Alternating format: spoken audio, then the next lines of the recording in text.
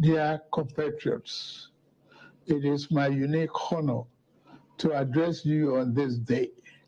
This is the 3rd anniversary of our nation's independence, both as the president of our dear country and simply as a fellow Nigerian. On this solemn yet hopeful day, let us commend our founding fathers and mothers. Without them, there would have been no modern Nigeria. From the fading embers of colonialism, their activism, dedication, and leadership gave life to the belief in Nigeria as a sovereign and independent nation. Let us, at this very moment, affirm that as Nigerians, we are all endowed with the sacred right and individual gifts that God has bestowed on us as a nation and as human beings. No one is greater or lesser than the other. The triumph that Nigeria has achieved shall define us. The travails we have endured shall strengthen us, and no other nation or power on this earth shall keep us from our rightful place and destiny. This nation belongs to you, dear people. Love and cherish it as your very own. Nigeria is yours. Nigeria is remarkable in its formation and essential character. We are a broad and dynamic blend of ethnic groups, religious, tradition, and cultures. Yet, our bonds are yet intangible, strong, invisible, yet universal. We are joined by a common thirst for peace and progress, by the common dream of our prosperity and harmony, and by the unified ideas of tolerance and justice, forging a nation based on the fair application of these noble principles to a diverse population has been a task of significant blessing, but also serious challenge. Some people have said an independent Nigeria should never have come into existence. Some have said that our country will be torn apart. They are forever mistaken. Here, our nation stands, and here we shall remain. This year, we passed a significant milestone in our journey to a better Nigeria by democratically electing a 7th consecutive civilian government. Nigeria has proven that commitment to democracy and the rule of law remains our guiding light. At my inauguration, I made important promises about how I would govern this nation. Among those promises were pledges to reshape and modernize our economy and to secure the lives, liberty, and property of the people.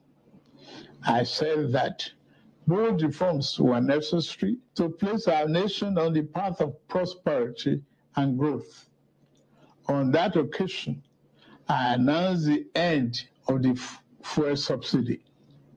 I am attuned to the hardships that have come. I have a heart that feels and eyes that see. I wish to explain to you why we must endure this trying moment. Those who sought to perpetuate the fuel subsidy and broken foreign exchange policies are people who will build their family mansion in the middle of a swamp. I am different. I'm not a man to erect our national home on a foundation of mud. To endure, our home must be constructed on safe and pleasant ground. Reform may be painful, but it is what greatness and the future require. We now carry the cost of reaching a future Nigeria where the abundance and fruit of the nation are fairly shared among all, not hoarded by a select and greedy few. A Nigeria where hunger, poverty, and hardship are pushed into the shadows and ever-fading past. There is no joy in seeing the people of this nation shoulder burdens that should have been shared years ago. I wish today's difficulties did not exist, but we must endure if we have to reach the good side of our future. My government is doing all that it can do to ease the load. I will now outline the path we are taking to relieve the stress on our families and households. We have embarked on a several sector reform to stabilize the economy, direct physical and monetary policy to fight inflation, encourage production, ensure the security of lives and property, and lend more support to the poor and the vulnerable. Based upon our talks with labor, business, and other stakeholders, we are introducing a provisional wage award increment to enhance the federal minimum wage without causing undue inflation. For the next 6 months, the average low-grade worker shall receive an additional 25,000 naira per month. To ensure better grassroots development, we set up an infrastructure support fund for states to invest in critical areas. States have already received funds to provide relief packages against the impact of rising food and other prices. Making the economy more robust by lowering transport costs shall be key. In this regard, we have opened a new chapter in public transportation through the development of cheaper, safer, compressed natural gas, CNG, buses across the nation. These buses will operate at a fraction of current fuel prices, positively affecting transport fare. The new CNG conversion schemes will start coming in very soon, as all hands are on deck to fast-track the usual lengthy procurement process. We are also setting up training facilities and workshops across the nation to train and provide new opportunities for the transport operators and entrepreneurs. This is a groundbreaking moment where, as a nation, we embrace more efficient means to power our economy. In making this change, we also make history.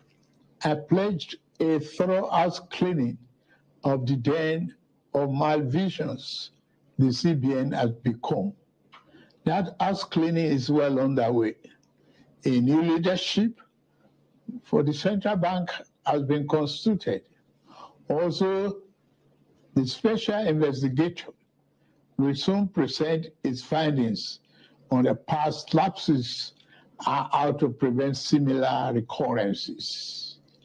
Henceforth, monetary policy shall be for the benefit of all and not the exclusive province of the powerful and wealthy.